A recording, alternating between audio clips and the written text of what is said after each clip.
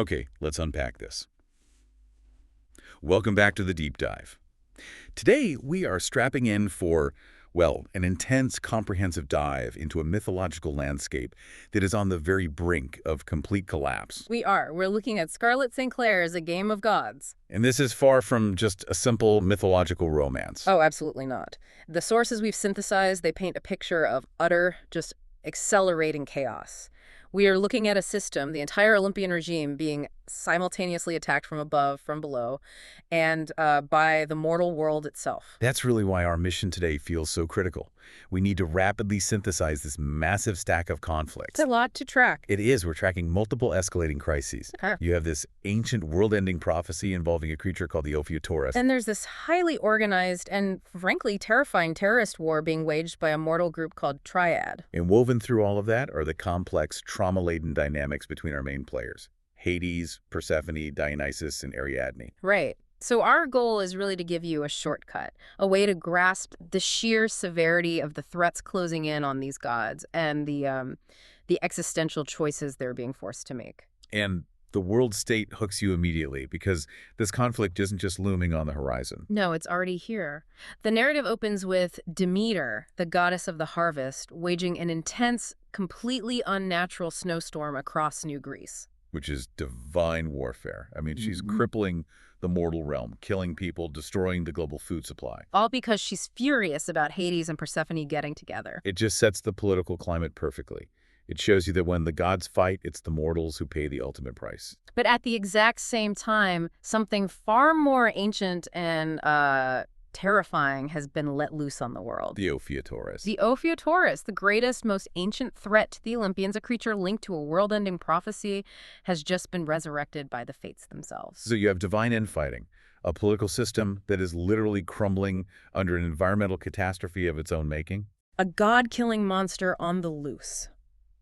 And mortals who are suddenly realizing that with the right ancient relics, they can actually wound the divine. It's the definition of a perfect storm, so I think we need to understand the history of this foundational threat first. Absolutely. Here's where it gets really interesting. Let's zero in on the Ophiuchorus.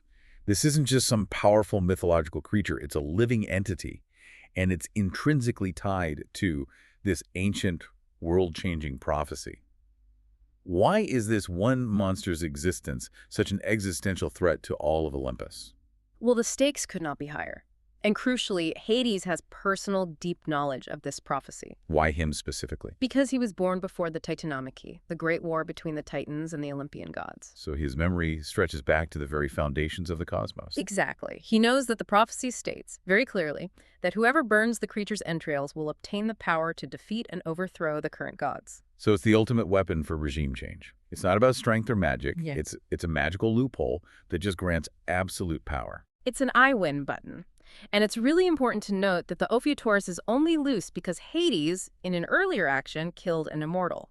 This forced the fates to resurrect the creature to rebalance the cosmic scales. So he's directly responsible for unleashing this chaos. He is, and he knows he can't just rely on ancient memory, especially with the world order shifting so rapidly. So he consults his oracle, Katerina. And what does she say? Does she confirm it? She confirms that the prophecy is still fully active and that the danger is, well, imminent. And Katerina's vision is truly terrifying, isn't it?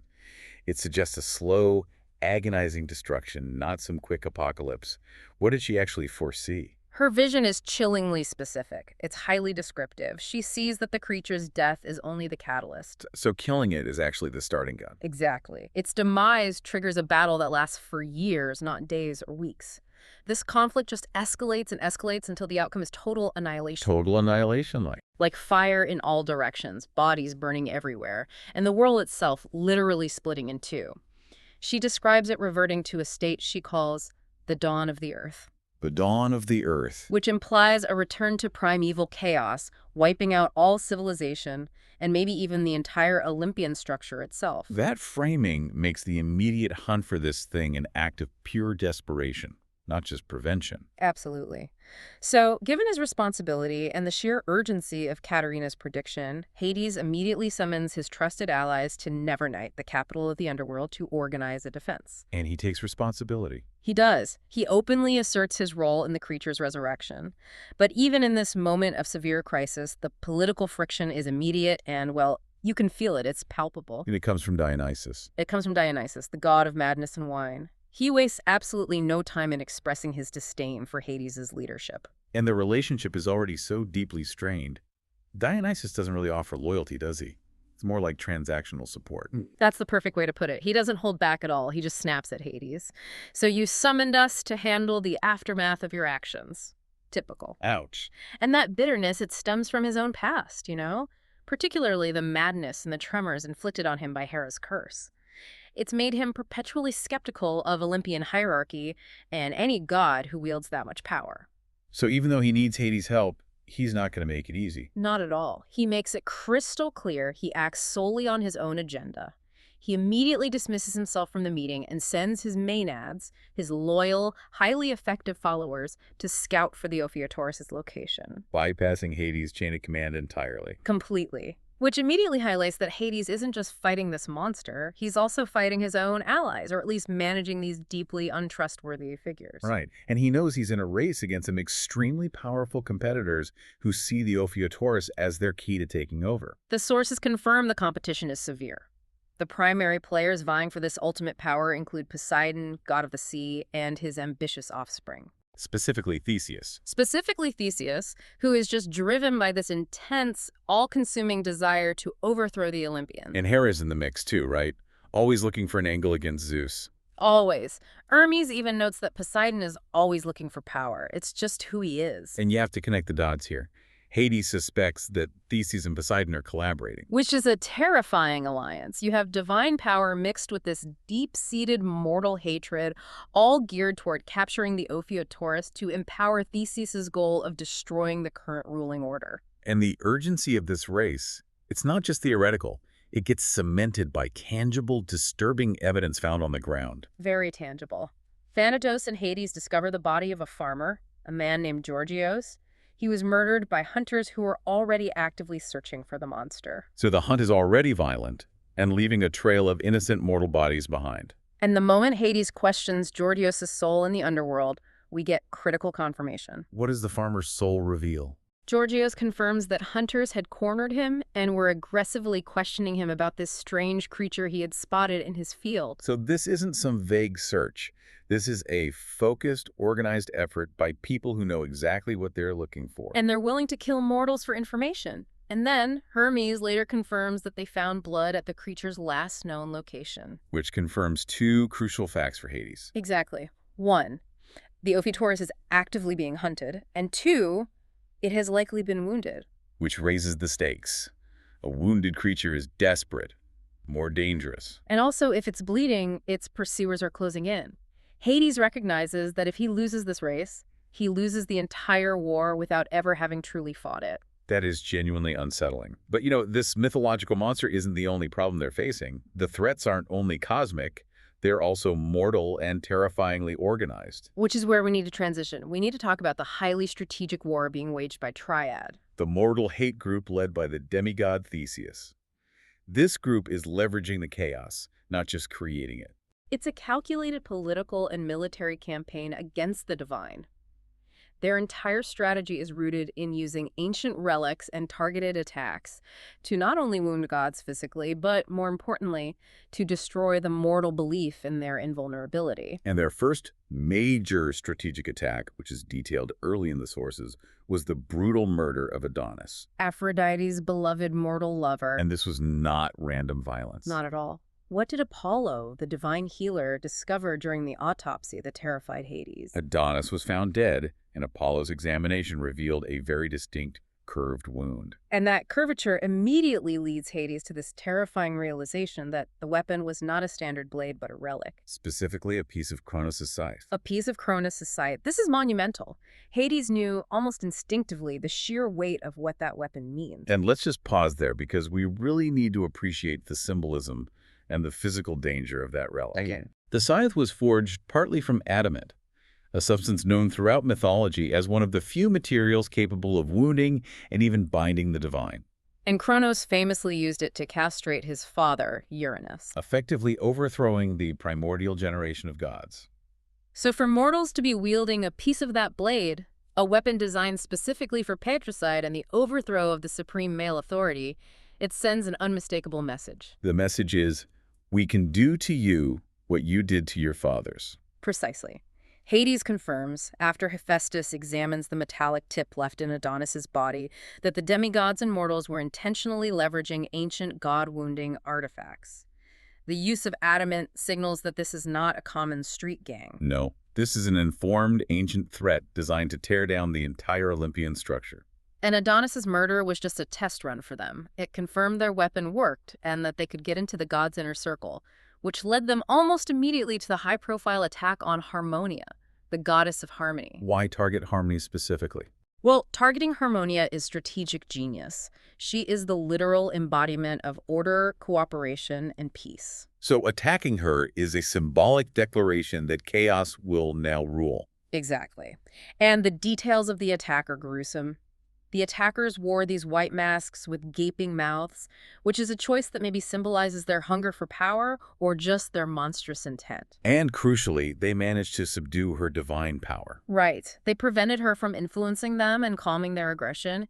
Then they brutally cut off her horns, a symbol of her divinity. And this physical violence was paired with psychological warfare. Harmonia recounts that they used specific, highly targeted language during the assault. She recalls the attackers calling her whore, bitch, and abomination. This wasn't just random cruelty. No. Harmonia tells Hades and Persephone that the words were specifically chosen to convey one single overriding message. Gods are expendable. The purpose of the attack wasn't just to hurt her. It was to gather proof that they could get close enough to wound a god without fear of immediate retaliation. They wanted this news to spread like wildfire among mortals, to inspire others to attempt what was once unthinkable.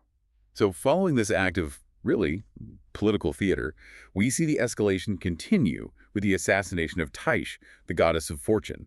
Right, during the highly publicized engagement feast. And Hades deduces this was a different method of attack. Yes. The scythe was used for that close-quarters brutality, but Tyche was taken down differently. Apollo's analysis showed her wounds weren't consistent with a blade. They suggested an arrow. An arrow, and Hades quickly deduces the weapon was likely laced with hydrovenom, one of the most potent biological weapons in the ancient world. Can we pause on that? You mentioned hydrovenom. How devastating is that specific biological weapon against a deity? And why is Triad choosing biological warfare over just brute force? That's a crucial question. Hades knows the properties of hydrovenom intimately from his own time fighting the Hydra. Its blood, its venom, even its breath are powerfully toxic, even to divine beings. But it doesn't kill them instantly. No, and that's the key. It doesn't kill a god instantly, but what it does is it slows divine healing dramatically. So if a god is stabbed repeatedly, or in this case, struck with a poison designed to inhibit recovery, it can absolutely be fatal. It causes cumulative damage over time. So Triad is engaging in sophisticated biological warfare. They're leveraging ancient resources that are highly effective against divine physiology. Right. They aren't just using brute force. They are attacking the very definition of godhood, immortality, and immediate healing. Precisely. Hades confirms that the Hydra's heads are considered priceless specifically because their venom is used as a poison. This confirms Triad is leveraging the most powerful relics and ancient biological components in Greek history to systematically dismantle Olympus. This is so far beyond a simple rebellion. It's a well-funded, well-informed campaign, and it's targeting the structural weaknesses of the Olympians. And beyond the sheer violence, Triad is also winning the information war. They're winning the hearts of disillusioned mortals. Their recruitment strategy is focused entirely on exploiting the failures of Olympus. We see this play out so tragically through Persephone's mortal friend, Helen, the journalist. Right. Helen meets Theseus and is just immediately swayed by his charismatic yet deeply flawed rhetoric. She tells Persephone that Triad is good and that they genuinely protect their people. Which highlights how desperately mortals are seeking legitimate protection and change. I mean, they feel abandoned. Especially with Demeter's destructive ongoing snowstorm, proving that the gods prioritize their personal vendettas over mortal survival. And the language here is key. Theseus isn't just offering safety, he's offering a new order, a golden age. And this rhetoric, it resonates far beyond just Helen. We see individuals like Lara Satu, a woman who suffered deeply after being raped by Zeus. She aligns with the movement. Completely. Lara uses the exact same language of new gods and rebirth that Harmonia's attackers used. When she encounters Persephone and Hades, she declares there is always hope in new gods. And Hades observes this pattern, doesn't he? He recognizes that the shared language, new gods, rebirth, cannot possibly be a coincidence. No, it confirms that Triad has successfully disseminated this broad, shared ideology aimed at overthrowing the ruling order and ushering in a new age. A new age modeled explicitly after Cronus' tyrannical rule. Which shows you that for many, the cost of the Olympian regime, the political corruption, the neglect, the personal abuses of figures like Zeus has just become too high. Aphrodite herself even warns Hades that he must be careful. She does. She fears that people want her wrath to illustrate that a god's favor truly means nothing. Triad has brilliantly framed itself not as a threat, but as the necessary solution to divine corruption and neglect. Shifting now to the heart of the personal narrative, Hades and Persephone. The relationship is progressing toward marriage amidst this intense, accelerating crisis, but it is just so deeply haunted by past trauma and complicated by the political reality of their power. And the traumatic memory of Perithous, the demigod who kidnapped Persephone, is a massive, massive problem. It's a ghost that won't leave. It really is. Persephone is relentlessly haunted by him, experiencing these vivid nightmares that leave her screaming or sweating. This psychological residue is pervasive. And Hades sees this as a personal failure. His response is extreme. It is extreme. He tortures Pirithous' soul repeatedly in Tartarus, seeking vengeance for the harm done to Persephone, even if it's only in her dreams. His rage is just immense. He laments that Pirithous harms you even in your sleep, seeing it as this continuing violation. He even contemplates allowing Pirithous to witness them making love as the ultimate punishment, which just demonstrates the depth of his devotion and his brutal, possessive rage. And Persephone makes a very controversial choice to try and reclaim some psychological control. She does. She insists on visiting Tartarus to witness the torture herself. She wants to claim control over the pain Pirithous inflicted. By watching him die and be resurrected only to die again for the 1000th time, she feels fundamentally changed by this act, which suggests she's attempting to integrate the darkness of the underworld into her own identity just to cope with her trauma. And this intense personal dynamic is immediately tested by the political landscape of Olympus. Zeus attempts to interfere with their marriage. He tries to make the process of approval into this massive political spectacle. Hades compares Zeus's maneuvering to how he arranged the marriage of Thetis, which, eventually spiraled into the Trojan War. Hades understands that this isn't about approval, it's about control. It's always about control with Zeus. He sets a mandatory engagement feast and plans to use his oracle, Pyrrha, to deliver the judgment. A judgment Hades rightly expects to be highly manipulated against their union. Of course. But Persephone, she refuses to just wait for political doom. She forces the conversation, demanding to know if their union might be ruined. And at that engagement feast, Persephone makes a defining stand that is simultaneously a declaration of war. She doesn't beg or plead. When Zeus pushes her, what is her response? It's a moment of incredible public defiance. She leverages her own nascent power and the reputation of her volatility. And she threatens him directly. She threatens Zeus directly. If he returns her to her mother, Demeter, she says, "I will be the reason for your misery, for your despair, for your ruination. I promise you will taste my venom." You will taste my venom. I mean, that's powerful language. She is threatening to become his literal undoing. And how did the surrounding gods react to this? Yeah. To this unprecedented challenge to the king of Olympus? It was a collective gasp. Her raw power and her conviction, witnessed by the entire Olympian court, it forces Zeus to hesitate. He can't risk the public shame or the potential future chaos, she threatens. So he defers judgment on the wedding. He claims Demeter's destructive snowstorm is a more pressing concern, which buys them time. And they use that time strategically. They do. They secure their union outside of Zeus's control by holding a quick, unsanctioned wedding. This is such a profound political act. They hold the ceremony in Hecate's grove in the underworld, making it absolutely clear they are aligning themselves outside of Olympus's jurisdiction. And they exchange black and iron rings, symbolizing their commitment to the dark realm and their identity as an alliance. Hades sees this union as profoundly grounding. He recognizes her as a steady light at his side, a beacon he could follow through the dark. So it's a binding commitment that is now political, personal, and profoundly rebellious. But the shadow of war still looms, and this brings immense tension over Persephone mastering her incredibly destructive power. Right. Hecate confirms that Persephone is terrified she will destroy the world with her magic. Which is why she resists harnessing it fully. And Hades is impatient because he believes the darker times are already upon them. And Hades, driven by desperation in this need to protect her and their realm, makes a desperate and highly controversial decision. He initiates a session of what can only be called cruel training. He uses his power, a terrifying ability he developed as he grew stronger, to conjure fears and illusions, forcing Persephone to relive her worst traumas. That decision seems so deeply counterproductive. I mean, it's almost guaranteed to cause more trauma. Does the text offer any rationale for why Hades would risk undoing all their progress? His rationale is purely survivalist. He views the crisis as so imminent, with the Ophiuchorus, Luce, and Triad escalating, that Persephone must be ready, regardless of the psychological costs. He sees it as necessary shock therapy. To break the block she has against unleashing her full power, the cruelty is born from desperate love and the fear of losing her again. And the illusions he conjures are devastatingly specific. Oh, they are. She is forced to relive being re-imprisoned by Demeter in the glass greenhouse. She sees visions of Hades abandoning her, and most horrifically, she sees herself destroying the underworld with her own unleashed rage, watching the realm she loves just shatter. He even includes the deeply personal fear of betrayal. He does.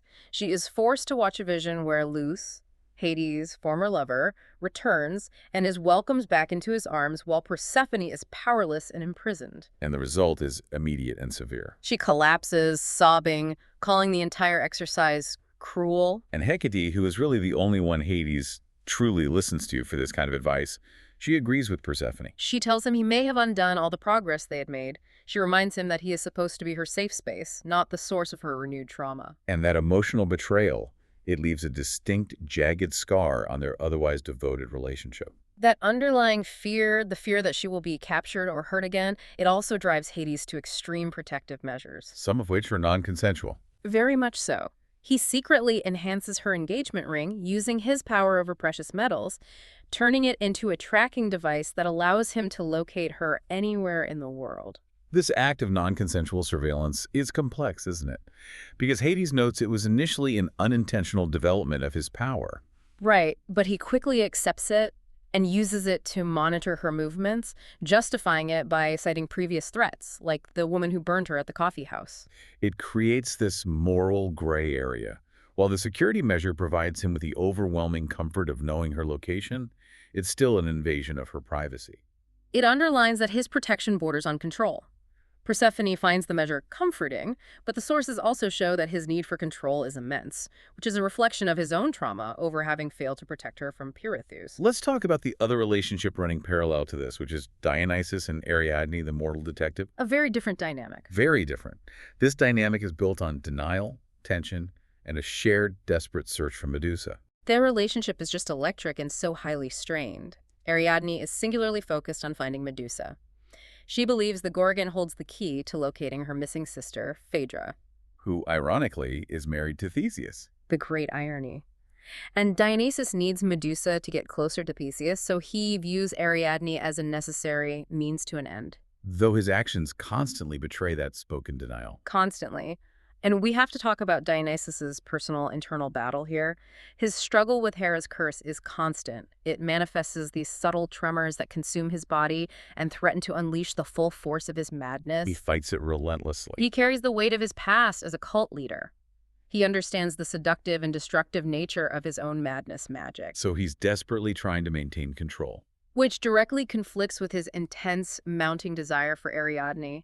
His denial isn't just a political stance, it's a desperate attempt to protect her from the madness he fears will inevitably consume him. And the search takes them into the pleasure district of New Athens to a place called Maiden House. A brothel run by a dangerous mortal named Michael, whom Dionysus profoundly detests. And Ariadne's dedication as a detective is really highlighted here. She is so professional and resourceful. Ariadne goes undercover, and she demonstrates her skill by even pole dancing for Michael to gather information. The source specifically describes her movement as smooth, almost like an art form, confirming she is highly skilled and effective in her undercover role. And Dionysus's reaction here is a perfect window into his internal war, isn't it? Mhm. He's meant to be distant, but his intense, controlling jealousy is triggered instantly. Absolutely. He tries to mask his extreme possessiveness by snapping at her for not blending in. But his reaction is clearly one of fear and possessive desire. He cannot stand the thought of her performing for anyone else. So this scene is a prime example of the narrative contrasting his stated emotional detachment with his overwhelming possessive reality. Exactly. In this tense search, it all culminates in a devastating clash with Poseidon. Who, fueled by divine arrogance and his own desire to destabilize the political situation, captures Ariadne. Poseidon is enraged simply because Ariadne, a mortal detective, dared to question him about abducting a woman. He views this as an unforgivable offense against his divine authority. So he captures her to use her as bait. Knowing Hades and Dionysus will rush to confront him, he declares he is owed divine justice. The confrontation takes place on Poseidon's yacht, which is his domain. Hades arrives using his magic, but Poseidon has the clear home field advantage. Which forces Dionysus into a corner. He has to make the desperate choice to use his madness-inducing magic on Ariadne to secure their escape.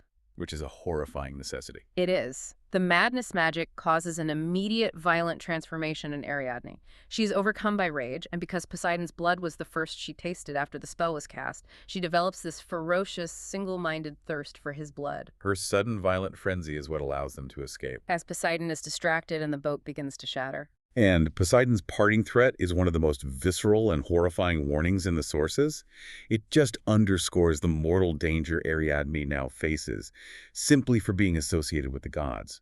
What did he threaten? He threatens that if Ariadne survives the sea, he will relentlessly hunt her down, tear her to pieces in front of Dionysus, and force the god of wine to eat each slice of skin, each hot organ. That is not an idle threat. It's a terrifying projection of his raw power and rage. Ariadne is now marked for death by one of the big three gods. And the physical and emotional aftermath is immense. Dionysus and Ariadne wash up on an isolated island. And this forced intimacy? It reveals the depth of Dionysus's feelings, despite his constant denial. He throws away all pretense of detachment. He immediately cares for her, carefully stripping her clothes to assess and treat her injuries. She sustained a jagged wound after hitting a rock during the escape. He's meticulous. He meticulously prepares a medicinal lemon balm tea, and in a rare moment of vulnerability, he admits he was willing to do anything to keep you alive. Which confirms the depth of his feelings. But it's immediately complicated by the trauma he caused. He healed her, but he wounded her emotionally and psychologically by using the one thing he feared most, his madness, to control her. And she is understandably shaken. Exactly. Though he saved her life, Dionysus is unable to reconcile his desire with his fear of hurting her, especially after forcing his madness magic onto her. She maintains a distance, only offering him a quiet, "Good night, Dionysus." The trauma and the power of his madness leave them at this tense, unresolved impasse. It confirms that even a successful rescue has severe psychological consequences. Which brings us now to the catastrophic climax, which brings every single conflict. The prophecy, triad, the marriage crashing together. And Theseus enacts his master plan not through sheer force, but through pure strategic leverage. The plan is enacted when Theseus just shows up at Hades' palace, demanding a meeting. He doesn't come empty-handed. No. He arrives with undeniable, horrific proof of his ruthlessness and his reach. He brings Harmonia's freshly murdered body and a badly injured Sibyl, Persephone's friend, who had been captured as bargaining chips. And what he demands is Persephone. He's utilizing a specific leverage point. The binding favor Hades owed him. For those listeners who might not remember the history, why did Hades owe Theseus a favor, and why is this favor unbreakable? This favor dates back to an earlier plot point involving the Sisyphus relic, a previous test by Triad that went wrong. Hades needed the relic returned to his realm to contain the fate's inevitable wrath. And to get it back without further destruction. Hades granted Theseus a favor, swearing on the cosmic law. And the reason this is a death trap is rooted in the oldest laws of the cosmos. Favors are binding, even for the king of the underworld. So Theseus exploits this cosmic rule, pointing out the terrifying dilemma. He says, "Favors are binding, Hades. You are obligated to fulfill my request." And if Hades, the keeper of cosmic order and integrity, breaks this binding law, he faces divine death. Which means annihilation. Not just the loss of power, but the end of his very existence as a deity. And Hades recognizes the impossibility of the situation. He prepares to fight Theseus anyway, driven by fury and love, ignoring Persephone's frantic pleas to stop. He is ready to risk divine death rather than surrender her. Which brings us to Persephone's ultimate act of love and protection, an act of self-sacrifice that defines her power and her resolve. What does she do? She understands the cosmic impossibility. She recognizes that Hades would be destroyed for breaking the favor. She looks at the sight of the brutally injured Sibyl and the murdered body of Harmonia, and she makes a conscious, devastating choice. She agrees to go with Theseus. Asserting, I have lost too many people. This way, I can keep you all. And to ensure Hades cannot follow and suffer divine death, she uses the full force of her burgeoning destructive power. The very power she was so afraid to unleash. To bind him in place, she unleashes dark vines and brambles, binding the god of the dead in this painful, paralyzing embrace. Hades is left physically struggling against the magic of the woman he just married. His fury mixed with his overwhelming guilt that she felt she had to sacrifice herself to save him from his own integrity. The source notes his struggle is futile against the sheer, raw, and desperate force of her magic. And once he's free of her binding spell, Hades is just consumed by vengeance and guilt. He immediately tracks Persephone's engagement ring. The very tracking device he's secretly installed. To Theseus's hidden lair. He tracks her to a crumbling, hidden palace deep within the earth. It's a labyrinth dating back to antiquity that is described as containing ancient life and profound death. The environment itself is hostile and ancient, confirming Theseus has chosen a place of deep, powerful magic to hold his captives. And his pursuit is brutal. It confirms his raw power when he encounters the Minotaur. Which Theseus caged there and released specifically to slow Hades down. And Hades demonstrates absolute murderous rage. He brutally kills the Minotaur, not with clean divine magic, but with overwhelming repetitive violence, driving the spikes of his dark magic deep into its neck again and again. The text confirms Hades' terrifying capability, noting that he can kill a Minotaur exactly as Theseus anticipated he would. But the Minotaur was just a distraction. It was designed to exhaust him and lead him into the perfect trap. It was. Hades lands in a deeper room, hitting a wall that he realizes is made of adamant, the god-binding substance. And that realization is his last conscious thought before the trap springs. As he moves toward the faint gleam of Persephone's tracking ring, a net falls from the ceiling, constructed entirely of adamant, which paralyzes him instantly, rendering the king of the underworld completely helpless against the sheer, binding force of the ancient metal. He's trapped, thrashing, cursing, but unable to move. And when he wakes, the scene is just deeply humiliating. He wakes dangling, manacled in a small, dark cell. The adamant net still holds him. He realizes his tracking ring is gone. And Theseus appears, holding the ring, delivering the ultimate taunt that completes the political coup. Who would have guessed it would be your downfall? The king of the underworld is neutralized, defeated not by strength, but by his own adherence to cosmic law and the depth of his devotion to Persephone. So what does this all mean? We end this deep dive with the king of the underworld, Hades, bound, paralyzed, and captured by a demigod. The Ophiutorus, the world ender, is still loose, waiting to be hunted down. And Persephone, the newly crowned queen, has become a bargaining chip for Theseus, who seeks to establish a new golden age modeled after Kronos' tyrannical patriarchal rule, a world without rules or laws outside of his own cruel expectations. The shocking status quo reveals that the gods' power and the entire Olympian political structure are far more fragile than they ever assumed. This deep dive highlighted the critical importance of ancient mythological relics. Kronos' scythe, the adamant net. And biological weapons like hydrovenom. When gods become complacent, mortals with ingenuity and access to ancient artifacts can effectively challenge the very structure of the cosmos. Not through sheer divine strength, but through leveraging targeted weaknesses in ancient magic. And what stands out most dramatically is that Hades was defeated not by a greater power, but by his own unbreakable adherence to cosmic law, the favor, and his absolute reckless love for Persephone, which drove him straight into the trap. It was the tracking device, meant entirely for her safety, that ultimately led him to his own capture and downfall. Indeed. If even the god of the dead, master of Tartarus, collector of souls, and keeper of cosmic integrity, can be neutralized by his own integrity and devotion, is there any divine authority left that Theseus cannot dismantle? The entire ruling order is now fundamentally in question. So the final provocative thought we have to leave you with is this. Consider what Persephone, now trapped, facing unimaginable threats, including the sight of Sibyl's badly beaten body and Harmonia's corpse, will choose to do with the destructive power she has been so afraid to unleash, a power Hades tried, cruelly, to force her to control. Her fear of destruction might just be the only weapon left to bring about a terrifying justice.